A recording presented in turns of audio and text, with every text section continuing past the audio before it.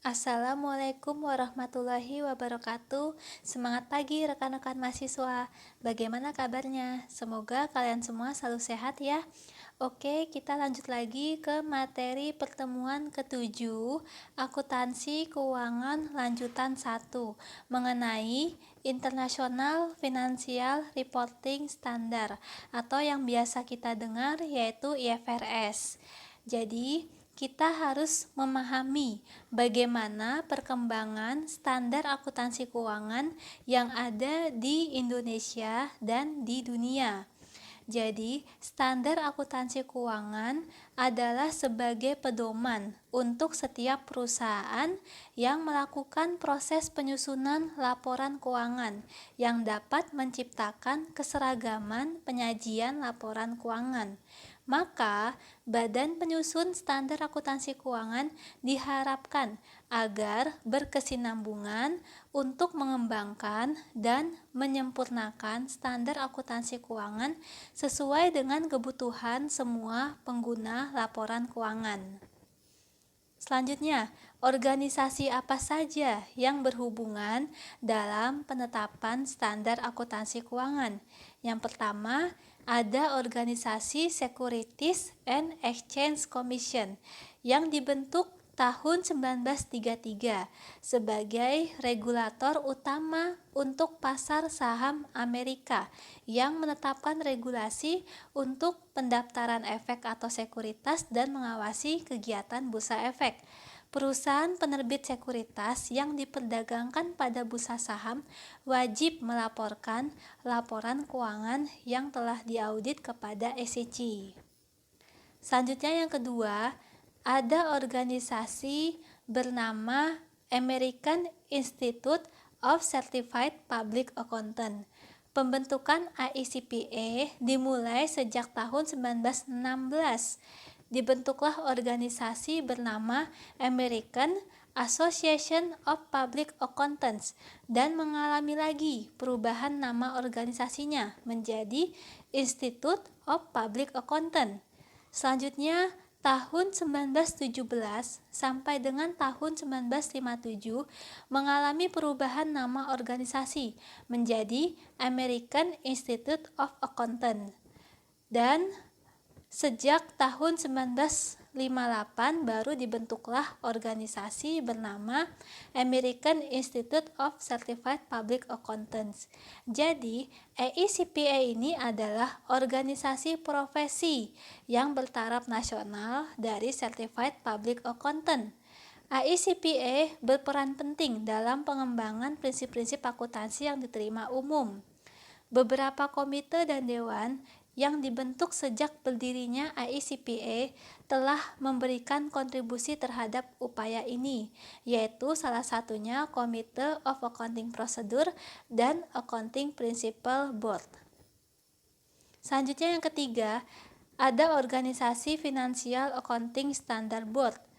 Pembubaran Accounting Principle Board kemudian diikuti adanya pembentukan 3 organisasi yang baru, yaitu Financial Accounting Foundation, Financial Accounting Standard Board, dan Financial Accounting Standard Advisory Council. FASB ini dibentuk tahun 1973 sebagai organisasi yang bertanggung jawab dalam pembentukan standar akuntansi di Amerika.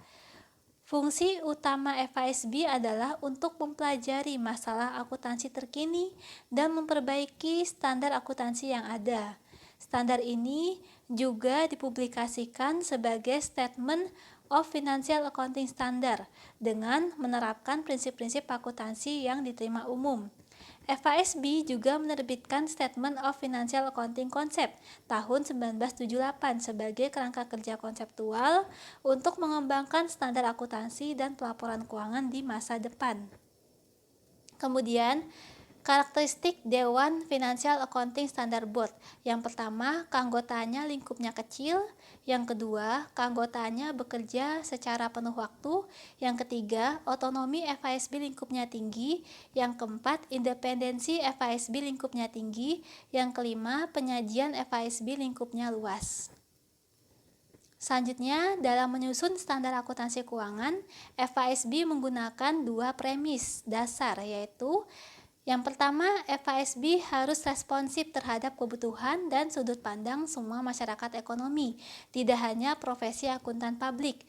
Yang kedua, FASB juga harus beroperasional dalam pandangan penuh dari publik melalui sistem proses penyusunan. Sistem proses penyusunan FASB sama dengan sistem proses penyusunan yang digunakan oleh International Accounting Standard Board.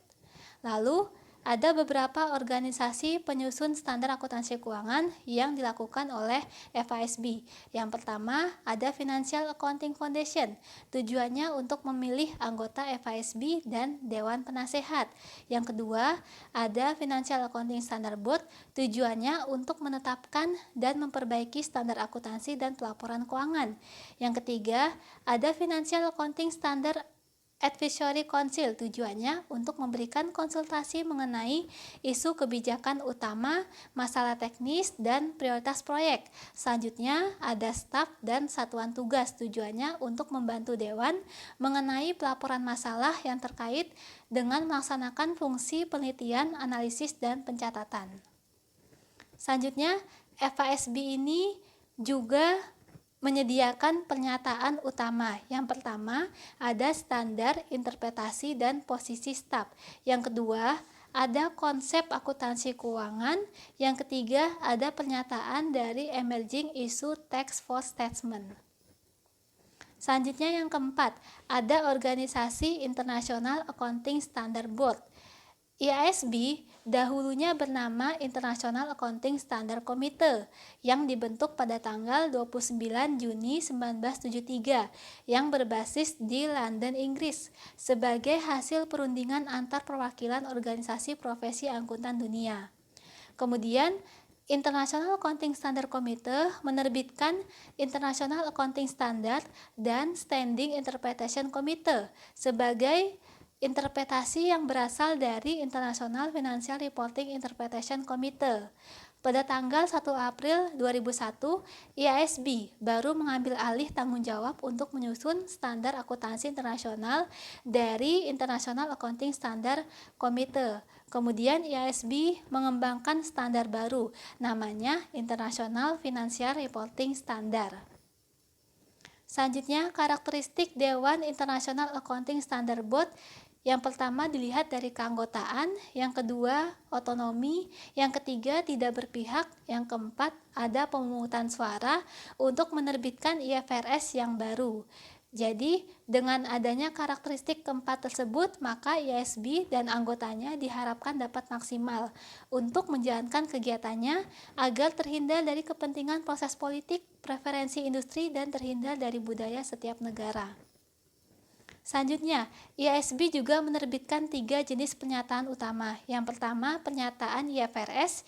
Yang kedua, pernyataan kerangka dasar pelaporan keuangan.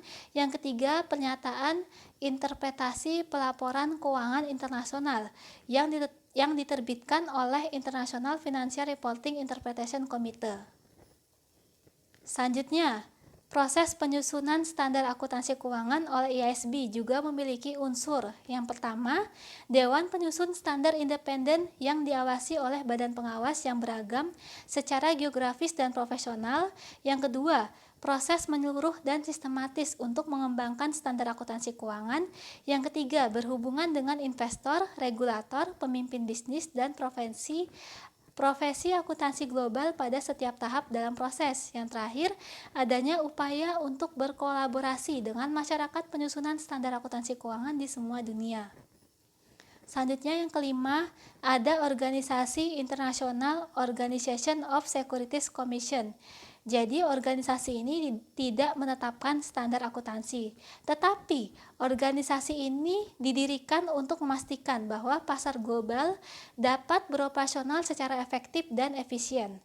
Pada tahun 2005, yaitu International Organization of Securities Commission ini mengungkapkan pada nota kesepahaman untuk memfasilitasi kerjasama antar negara, mengurangi risiko sistematik global, melindungi investor, dan memastikan pasar modal yang adil, efektif, dan efisien. Selanjutnya, organisasi yang keenam ada Governmental Accounting Standard Board yang dibentuk tahun 1984 oleh Financial Accounting Foundation. Tujuannya apa? Didirikan karena laporan keuangan yang disusun oleh pemerintah daerah atau pemerintah lokal tidak dapat dibandingkan dengan laporan keuangan yang disusun oleh perusahaan swasta. Pembentukan dan perbaikan standar dari akuntansi keuangan bagi pemerintah lokal dan pemerintah negara bagian di Amerika Serikat sebagai tujuan pembentukan organisasi ini. Selanjutnya, kita juga harus mengetahui apa itu prinsip-prinsip akuntansi yang diterima umum, yaitu Generally Accepted Accounting Principle. Jadi, pada tahun 1984, prinsip-prinsip akuntansi yang diterima umum ini sudah pernah diterapkan sebagai standar akuntansi Indonesia, sebagai kumpulan standar, pernyataan, opini, interpretasi, dan pedoman praktik akuntansi.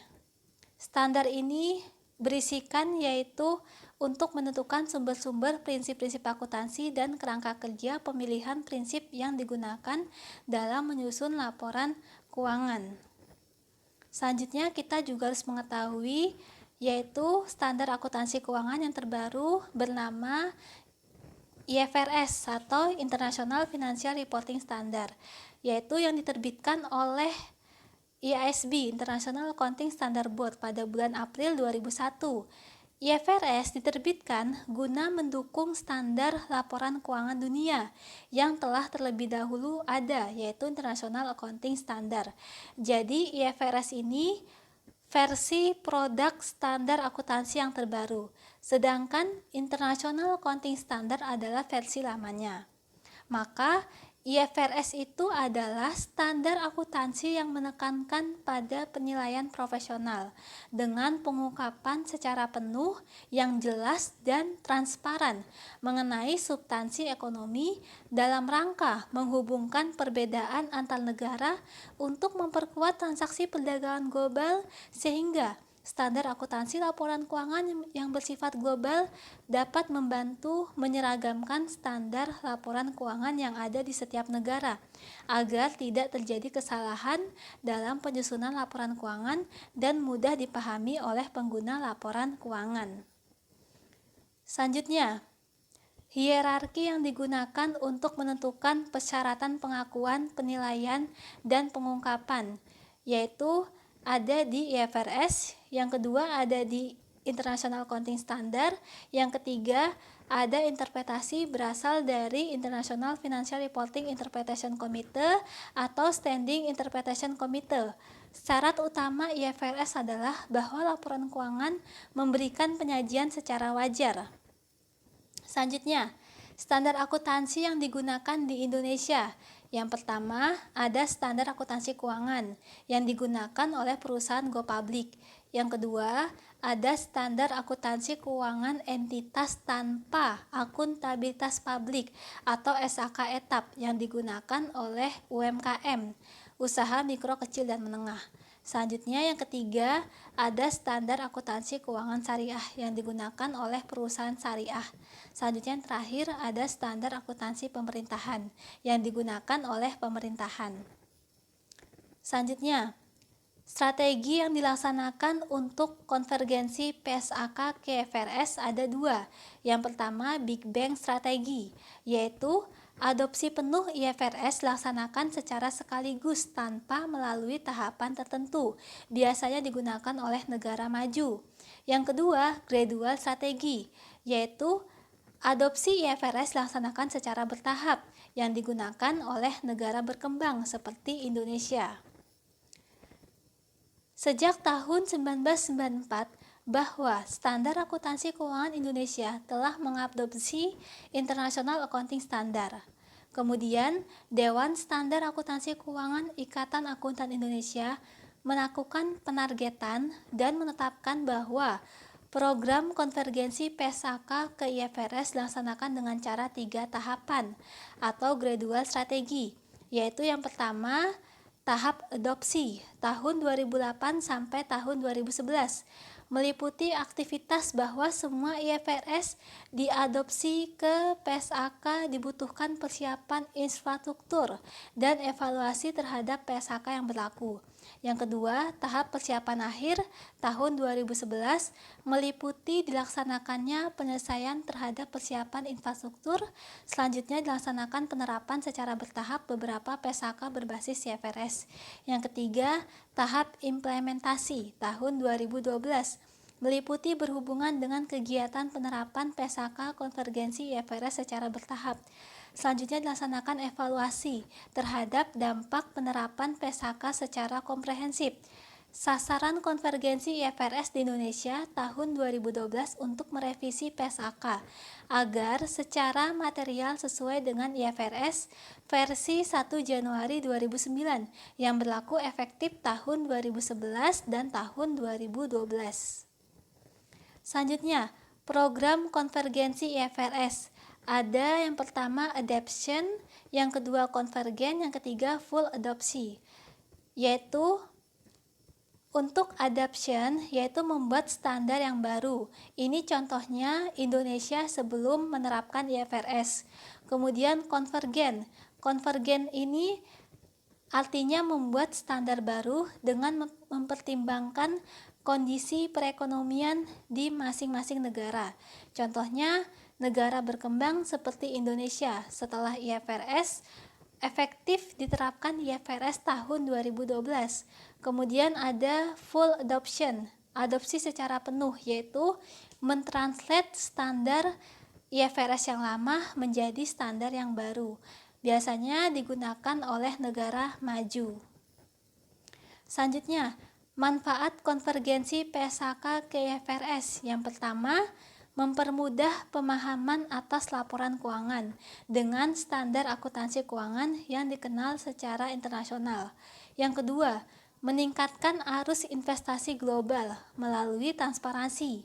Yang ketiga, menurunkan biaya modal dengan membuka peluang menghimpun dana melalui pasar modal secara global.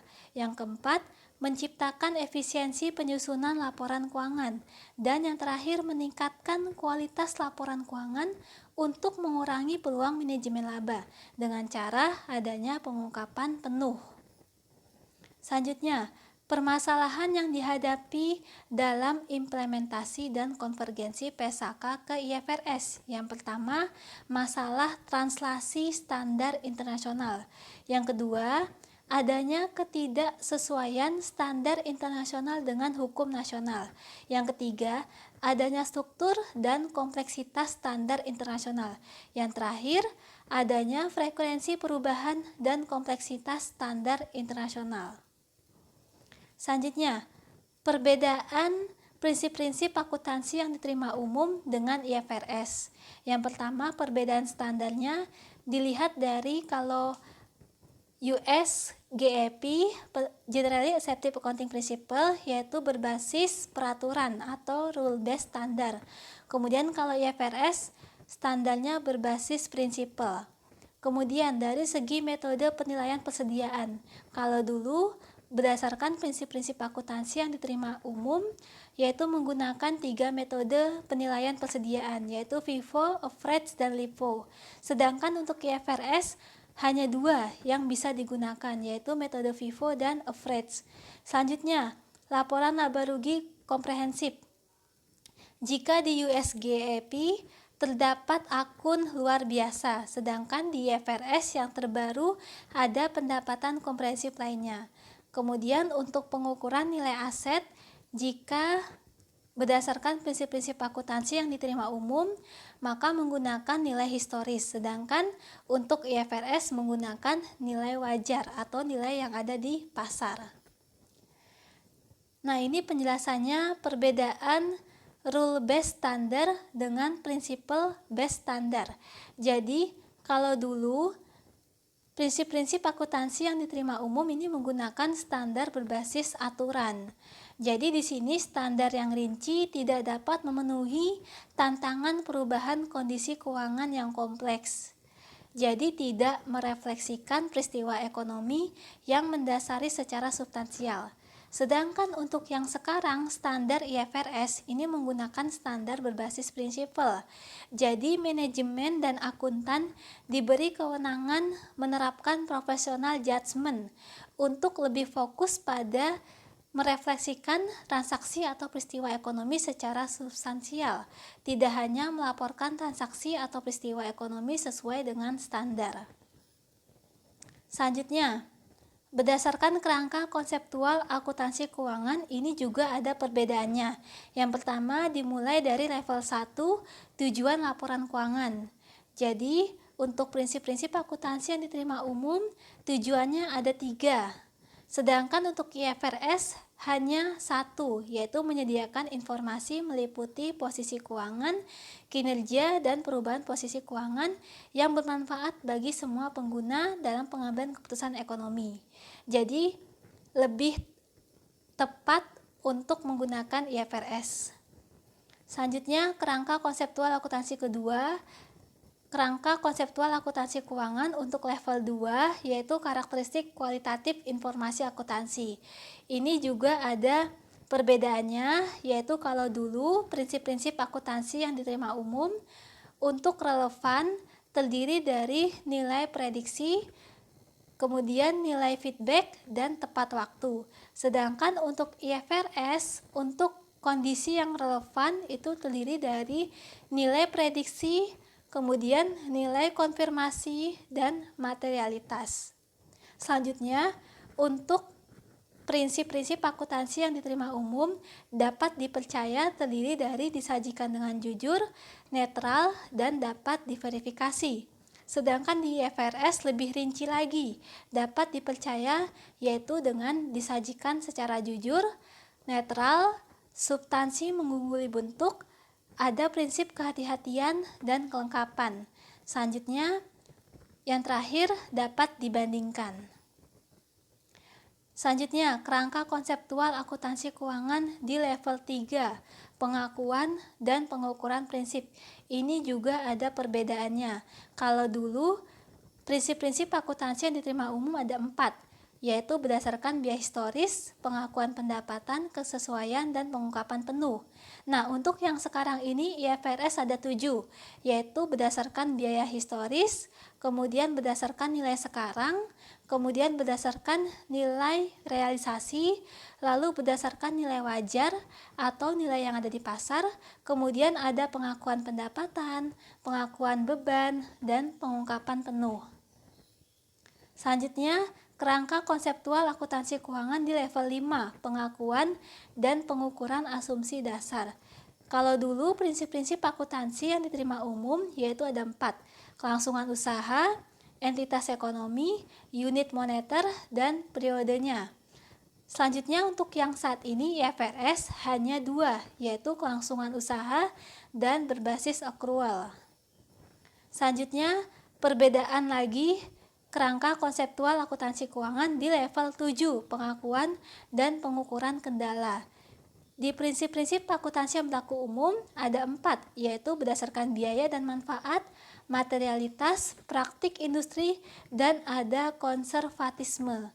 Selanjutnya untuk yang sekarang IFRS yang terbaru yaitu hanya 3, yaitu keseimbangan antara biaya dan manfaatnya, lalu harus tepat waktu, dan keseimbangan menggunakan karakteristik kualitatif. Selanjutnya, pengguna laporan keuangan ini bisa terdiri dari pengguna internal. Pengguna internal ini misalnya manajemen dan pegawai. Kemudian pengguna eksternal bisa investor, pemerintah, pihak bank, pelanggan, pemasok, masyarakat, ya, dan yang lain-lain. Investor, nah, kepentingannya ini juga berbeda-beda sesuai dengan kebutuhan pengguna laporan keuangan masing-masing. Oke, selanjutnya agar kalian lebih mudah memahami perkembangan standar akuntansi keuangan yang ada di Indonesia dan yang ada di dunia, kalian dapat mengerjakan tugas ini. Jadi, perkembangan standar akuntansi keuangan ini dimulai dari ada prinsip-prinsip akuntansi yang diterima umum atau Generally Accepted Accounting Principle di Amerika. Selanjutnya dikembangkan lagi bernama IFRS, dan selanjutnya di Indonesia yaitu diterbitkanlah PSAK. Dan apabila ada pertanyaan yang ingin ditanyakan bisa disampaikan di forum diskusi. Jangan lupa dikerjakan tugas ini. Sekian presentasi di pertemuan ke-7 ini, semoga ini dapat bermanfaat. Terima kasih banyak atas perhatiannya. Wassalamualaikum warahmatullahi wabarakatuh.